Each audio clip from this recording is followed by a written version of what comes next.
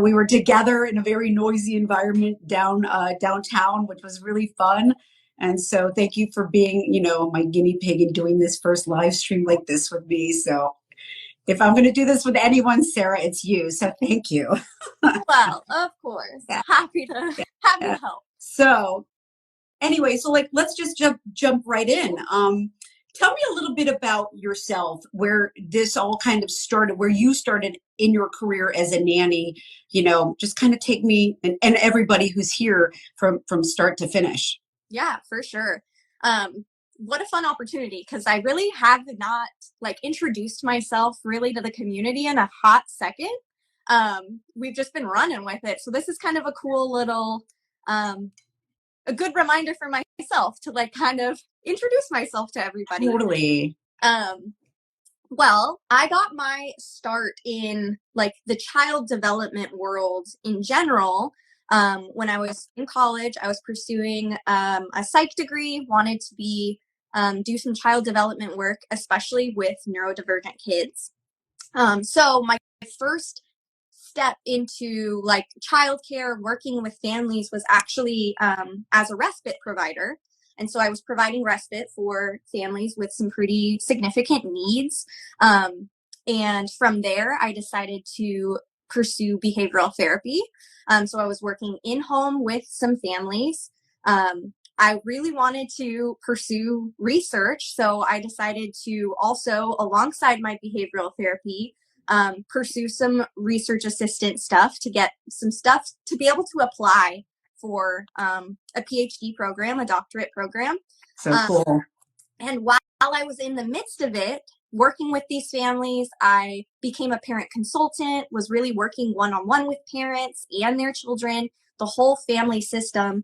And I felt really, really limited and held back by some of the just general rules and bureaucracy of what I was doing. And I felt like I really couldn't be intentional with my care and really support families in the way I wanted to, the way I could see. I was like, I'm so close. I'm in this family's home. I can see the supports and the needs that they need, but that I can't actually provide because I'm in this different role. I'm in this role that I'm only in here to do the paperwork, to do the bureaucracy stuff. Right. And I didn't feel like I could really, really help. And so I was actually kind of in the midst of a career change when a family or an agency reached out to me to place me with a family who had some neurodivergent kids, liked what I was putting out into the world on my LinkedIn, what I was doing, and connected me with this family. And so then from there, I kind of pivoted into nannying work and really being that caregiver one-on-one with that family, really divulging my whole real self in there. But then at the same time, I kind of hit some walls where, because I was so eager to help and so ready and green to really support them in whatever way they needed, I kind of found myself lacking some of the boundaries that naturally were in place as a behavioral therapist, just because of the systems and the way that those were. They provided me with some boundaries that kind of made some separation between me and the family that I did not implement as a nanny. And so that led to some pretty severe burnout.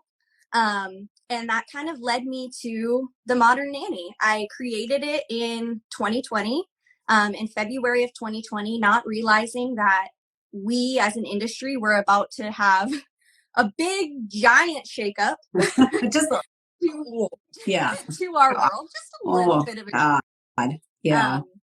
And so I created the Modern Nanny to really create community, because I felt like I was going through this burnout, setting these boundaries, having some weird, it was a real learning curve that I really felt like I needed some community. I needed those coworkers that I really severely missed from being in co-working relationships in other spots. And so really the Modern Nanny was a way for me to connect with other nannies, connect with other caregivers.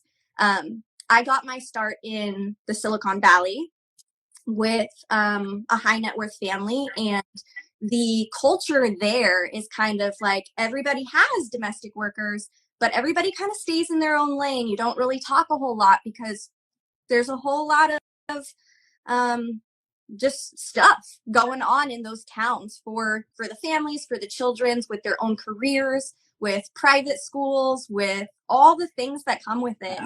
I felt like I could look down the street and see hundreds of nannies. Really, we're all walking our kids to school, but none of us are interacting with each other. Right. We're all in our own little bubble. Yeah. And I felt like, I can't. I need to like reach out to you guys, and we need to be talking. And once I started opening that door, there was just a floodgate of people that were like, I'm kind of in the same boat. Like I really love this career. I can see myself in it forever, but I'm like stagnant right now because I'm burnt out, or I haven't set a boundary that I know I need to set to really succeed in this role. But haven't been able to do that yet. And so that's kind of where I'm at now. I'm really thankful that I got that research kind of background in there in the midst of it, because I've now been able to use that background to create a nanny census for people to kind of track what our wages are, what we're doing in this industry. It just changes really, really all over the place. For sure. You know, you said a lot of really good stuff, and a couple of things that popped up that, you know, a lot of us are familiar with, but a lot of people who may be joining us on live stream today may not be familiar with, like certain terminologies like neurodivergent. Yeah. Could you give a little bit of a background on that for our viewers so they understand what that actually means? That would be great. For sure.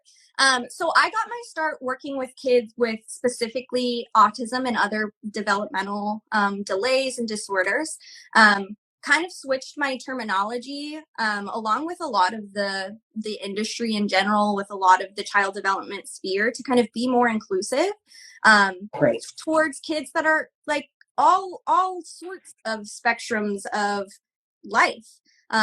And so I've really been able to focus in on these families that might have like a formal diagnosis from their doctors, whether it be something like Down syndrome or something like autism or OCD or depression, anxiety, all of these things that kind of all fit in this bubble of how we interact with the world in ways that are unique and special to us and who we are as individuals. Like we can't just paint this broad brush. No. And that's what I learned as a behavioral therapist, that many times we were painting with this very broad brush, that I was like, it's not doing anything for these families. And so I think with that, I've kind of taken on a different perspective to really hone in on what these families like unique skills and what, not just what they're lacking, but what this family brings to the entire community.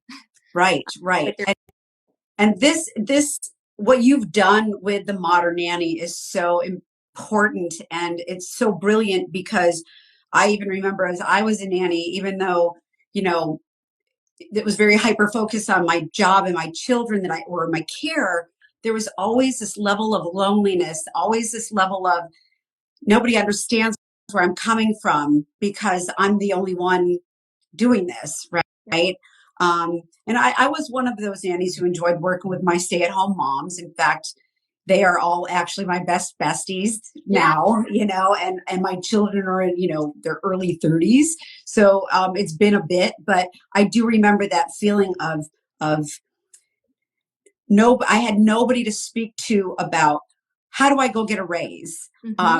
Who can help, you know, show me different perspectives as far as, you know, different parts of this industry on this side of the fence, right? And back then, there really weren't a lot of agencies that supported nannies like this. And we are lucky now. There's a lot more agencies out there that are supportive of their candidates. And I think that's a huge, huge thing. I mean, I really do. So tell me a little bit about, because one of your biggest things, which is really hugely empowering and imperative for everybody who's in this field, is really your message of burnout to boundaried, which is actually the title of your workshop for International Nanny Training Day. So Tell us a little bit about, you know, what that's all about, where that came from, and honestly, like maybe just maybe a bullet point or two, a little teaser for everybody out there who's down here in Southern California that will be joining us. What will they be expecting? Yeah. Burnout is one of my favorite kind of topics to discuss. One, because it's kind of become more of a term in pop culture in general. We're kind of talking about it as large cultural shift for ourselves. But I think Yeah. that burnout is really, it's something really unique for us in the caregiving domestic work industry because it's kind of accepted as just part of our life. Yes, it is. Um, and it's not just accepted, but it's all, many times reinforced. Like many of us get our raises, our accolades, our flowers from like burning ourselves out, from overworking, overdoing it in ways that are not sustainable for ourselves, that are not actually supportive or healthy for the family dynamic at Right. large. So I like to talk about burnout because we've kind of accepted it as just Part of our this job. this thing that happens. Like you're gonna burn out, like expect it. And even with that, there's kind of like a, well, where do we go from here? Like if it is a part of our job, like what happens when I hit it? When I do hit the burnout, am I just supposed to quit my job?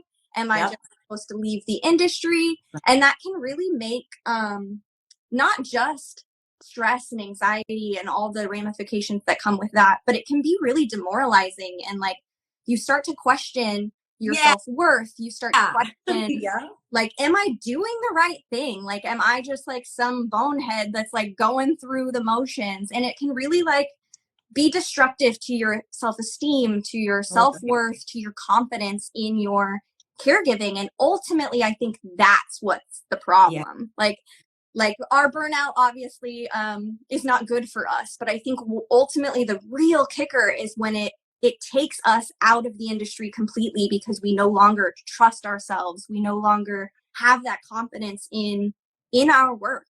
And so I went through this really severe burnout. Was not just in like anxiety and stress, but like my body was reacting. Like I was breaking out into hives. I was getting sick all the time. I would like my body was like, sit your butt down.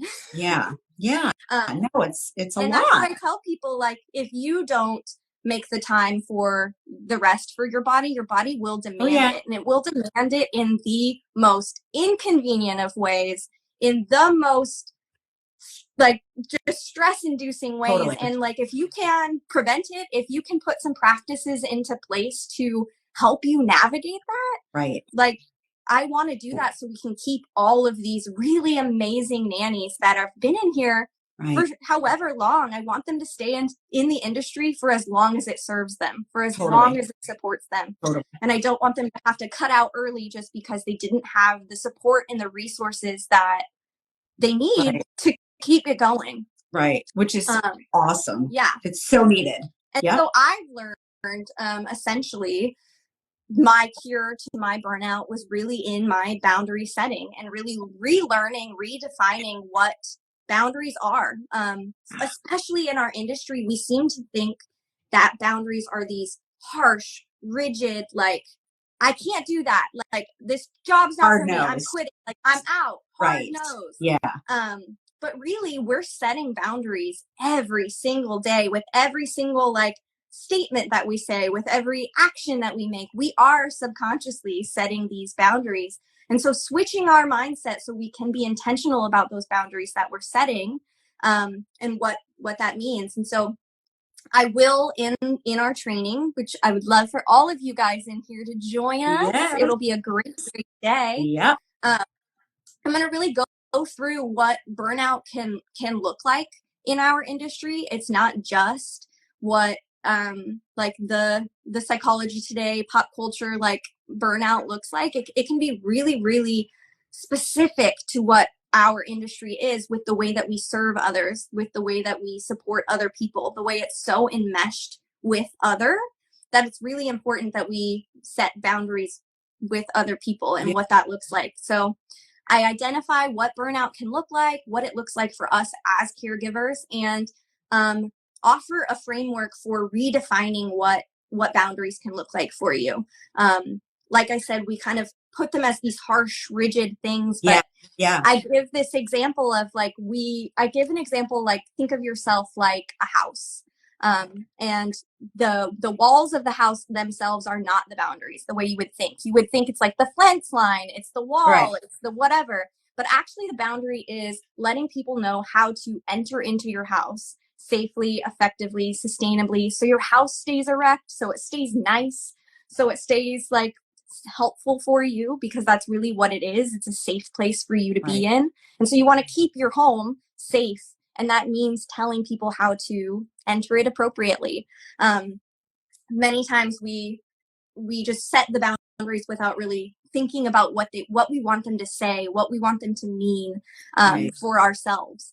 And so, yeah, I'm just really excited. I could talk about this all day long. Good. Because honestly, as nannies, I mean, I think that's part of it, right? We are natural people pleasers.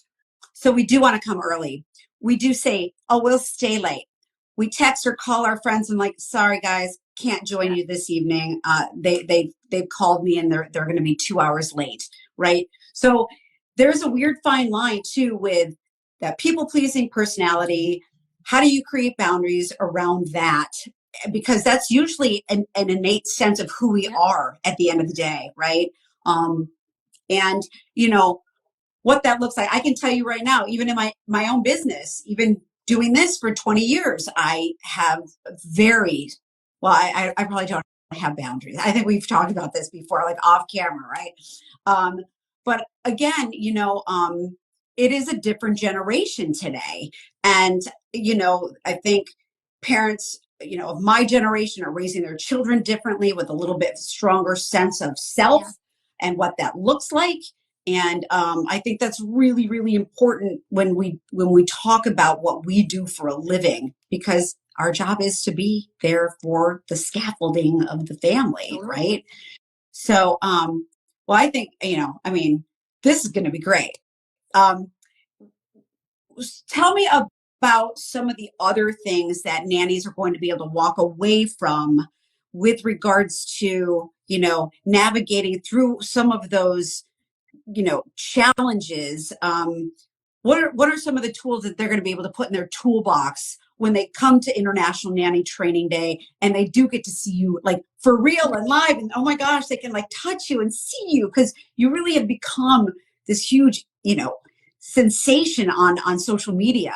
So it's really exciting. So tell me a little bit about that. What are they going to be able to put away in their toolbox, in their nanny toolbox? Yeah, I think, and a big part of it, I'm going to give some like scripts and some real like language that you can use, because I think that's a big block and a big barrier to that is we're like, I don't even know what to say. I don't know how to say this in a way that communicates my care and for you and for me. Cause I have this like reel that I made a while back that's like a little rap. And it basically, in the end, it goes to like, I had to redefine my empathy so that it included you and it included me. And so I think that that's really a pivotal part of our boundary language, is ensuring that it's not just this like where it sounds really harsh and where it sounds really like individualistic, because ultimately we're not individualistic people in this industry. We're in this industry because we love and care authentically and deeply. And so our language needs to reflect that. It can't be just these like harsh, like, I can't do that, but rather like, this is what I'm thinking. This is what I'm feeling. Like, this is my perspective. Like, what's yours? And really creating that open dialogue with our families. And I've also kind of learned that a lot of families and parents themselves are struggling with burnout and with setting their boundaries. And many times, once their nanny starts implementing some of these boundaries, some of this like self-worth work, the parents and the family, it helps them too, because then they start to learn, how do I set boundaries with my own parts of life, when I can see somebody that's in my home doing Right. it, and they're doing it in a way that makes me feel fine, makes me Yeah. feel still taken Comfortable. care of, support, Right. Yes. and give that example. It's like our work goes so much beyond just providing the example of childcare Yep. to our parents, but really like navigating caregiving dynamics and Right. what that That. can look like. Totally. Yeah, the caregiving dynamic. That's a beautiful thing to say, actually. And one of our speakers actually for International Nanny Training Day is going to be Christine Landis. I don't know if she's on at the moment, but she owns a company called Peacock Parent. And honestly, it's such a cool idea because her whole thing is obviously empowering parents and moms to help their nannies and other household staff feel supported by the parental side of things.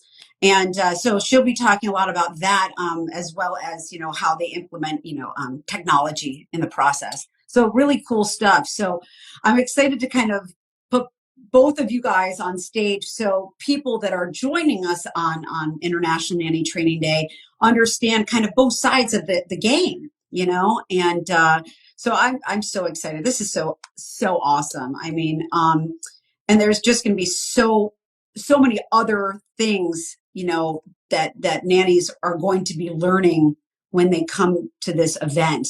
And it is probably the biggest event in International Nanny Training Day, history. At least, that's the goal. We're really excited to have this giant, shindig, if you will. Um, so, I feel even luckier than anybody because you and I are in the same town, so we can we can actually get together and hang out. Um, so, one of the things that I wanted to bring up in conversation also is that.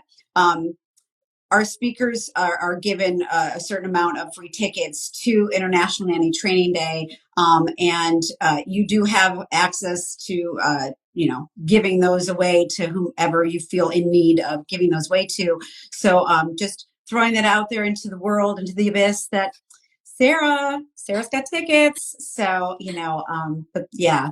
So, were there any thoughts or any other comments you wanted to kind of bring up to share with the audience that may not be able to join us on April 13th?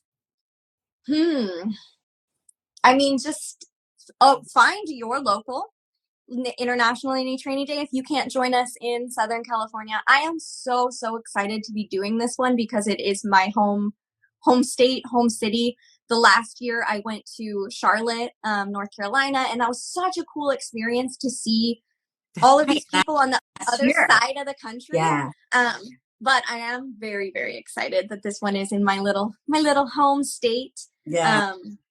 Totally. Hometown. Yeah.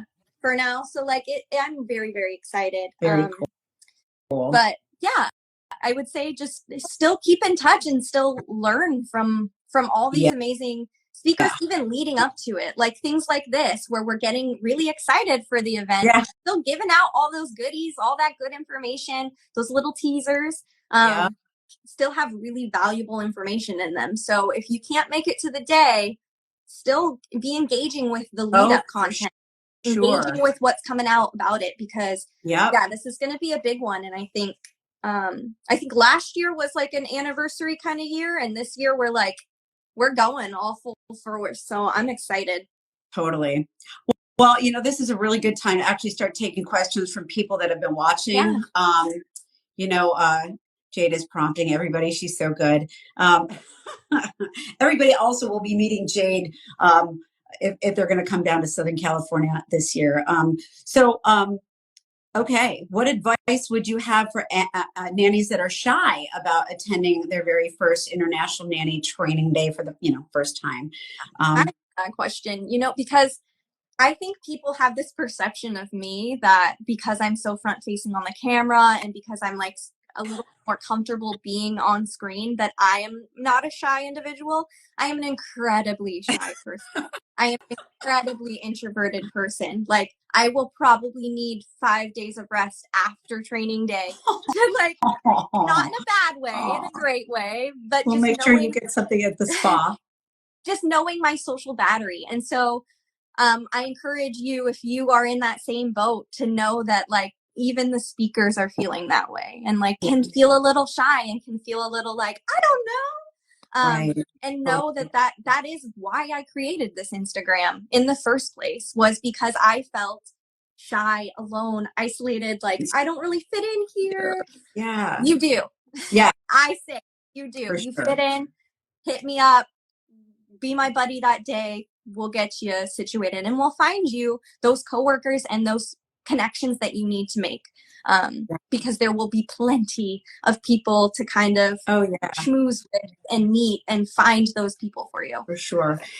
It's really going to be one of those things where I think it's going to be a huge eye opener for so many people that are in the industry that do feel that isolation, that they're going to walk into this event and just be like completely blown away at the just sheer love, the love fest. And, you know, honestly, it's not just workshops, it's networking, it's breakfast and lunch. And we're having live music for lunch. So it's going to be a lot of fun. You know what I mean?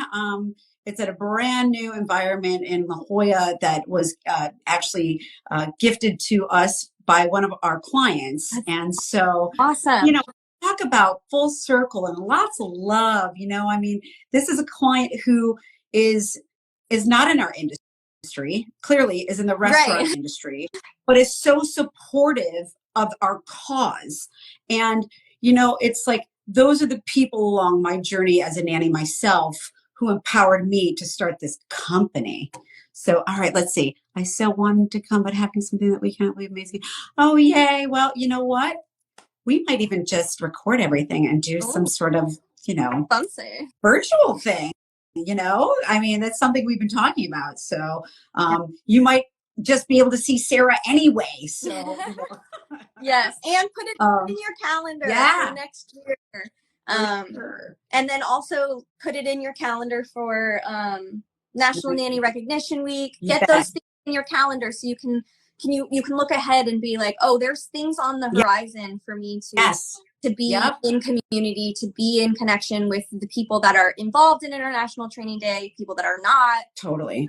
Put those things in there so you can really get connected. Yeah, and also, you know, Nanny Palooza, our biggest sponsor, right? They are doing things throughout the entire year. So if you're not following Nanny Palooza, definitely, you know, make sure you find them on Instagram and click on them and follow them. They are the women that run Nanny Palooza are leaders in our industry. They are just top notch, and so many of us, our backgrounds are, you know, within the nanny realm. So, you know, I think, again, you know, when I started this business, I started it from a nanny perspective. I didn't have kids of my own. I wasn't a parent, but I was so into raising other people's kids. You know what I mean? Okay. Sarah, question. Is there anyone you look forward to seeing at International Nanny Training Day yourself? Is there anybody who's on? So excited to see everyone. I saw Reagan pop in a little bit earlier. Yeah. I'm so excited. Everything that she has to talk about with just play and nature, and she's so rad. So cool. Right. That I'm just so excited. Shenandoah, I'm so excited. Totally. Peacock Parent, so excited. Like, it's just going to be, there's some really powerhouse people that are going to be there. Great lineup. I'm so excited about this. Yeah, just us being all in that same room. And like, that's what I was saying about, like, we can feel so isolated. Once you enter in that room and see all of these bodies, all of these faces, all of these people, you realize how massive this industry is, and how truly there are just so many people. And if you haven't found a person, you will, because there are just so many of us that it's just powerful to see, like, representation wise. Yeah. Oh, totally. Totally. And actually, this morning I had the pleasure of speaking with Ryan from Educated Nannies Nice. up in Los Angeles. Love Ryan, and so she actually might pop in as well. Ooh. So yeah, and being in the industry for such a long time, it's so nice to be able to connect to all these women, and just understand that we're not alone either. Right. And because the problems that arise on this end of stuff is different than in the household. Yep. And, we also like International Nanny Training Day, we have our own type of conventions and so forth and so on that help us and empower us. And, again, oh, there's Christine. Hello, Christine Lasser. So this is going to be amazing. And, gosh, we've got Desiree DeWetter coming from Canada to teach us about what we can actually put into our nanny toolbox for the cooking aspect of what we do, right? Yeah. The really cool There's stuff. Just so many cool avenues you can go down in this industry, which is just so amazing. Like when you think of conferences or training days from other places, it's pretty like cut and dry. You know what you're going to talk about. It's like it's kind of a formality. We all go to it every year, but in our industry, you can go down so many different avenues and expertise, and skill sets that my God, you would never even think that you could apply to your nanny role, that you totally can, and be like improving your resume tenfold. Oh my God, totally. Like it's like there's a hierarchy, right? And some of us go from nanny to estate management to even chief of. I have a friend who I'm very close with in the industry who literally is a chief of staff who oversees multiple estate managers that have teams of people under them for one principle. And it really, not everybody. Look what you've done. Oh my stars! You're like this internet sensation, right? It's incredible. You have so much to be proud of. And, it's really cool. So like for a lot of people, this isn't like just a stepping stone. This is like a full blown career. And I think that's another thing that we need to be able to explain to people, that are looking in from outside, that this is a straight up career. Yeah. Like we do this because we love it. We're not doing this to get rich and, drive around in a Mercedes. My God, So, but it's such good stuff. And okay, let's see what else. So Sarah, you will be live on stage this year here in La Jolla at Joya Kitchen here in San Diego. And, anybody from LA, Orange County, San Diego, please join us. It's going to be a blast. We're going to have insane goodie bags. Oh, and by the way, I'm drinking out of my Best Nanny Ever mug. Yes. Love it. So they just came in. I'm like so excited about this corner over here full of stuff for goodie bags that are, it's all starting corner. Love it. The corner. It's like a corner of my office. And, again, we've got other speakers donating to the bags. We've got giveaways. What are you going to be giving away? Tell everybody what you're giving away. Yeah. I would love to give away some intensives, maybe even some spots into the caregiving coworker cohort I have. I have recently put out just like kind of a slow rollout of some merch, so I might maybe slip a little stuff in there. Cool. Very cool. Yeah. So it's in the works still, but I'm excited. If you guys have some ideas of stuff that you're like, give it to me, Sarah. Yeah. Let me know, because sometimes I don't have that creative thinking brain on for things like that you might really appreciate, like a little, I don't even know. Yeah, no. And I think, again, one of those things that is so, I think, valuable for anybody coming to this event from you, honestly, is going to be your one-on-one sessions, because getting you alone is lovely. And people, I think that's really special, right? Because again, in the whole entire world, it's why I do all of this. Awesome. Because it's so that's awesome. desperately what I needed, was just somebody to soundboard with, somebody to be like, am I on the right page? Am I reading this contextually correctly? Right. I love it. It's my favorite thing. Well, you are hands down amazing, and we are so grateful to have you on stage. And again, beyond excited to have you at International Nanny Training Day SoCal 2024. And basically, I'll just finish this up and wrap this up and let everybody know. The way you're going to get tickets is by going onto our website. You'll see INNTD in the corner on the top nav bar. That will take you right to the Eventbrite page. Go ahead and click on it and get your ticket. Again, Sarah does have some freebies to give away, so she's going to be very selective. And that's about it. So again, thank you so much for your time today, Sarah. It's just been great. Lovely. Thank you so much. This was so fun. I love chatting with you. I know, me too. All right, dear. Have a great day. Stay warm. Yes. You too. Bye.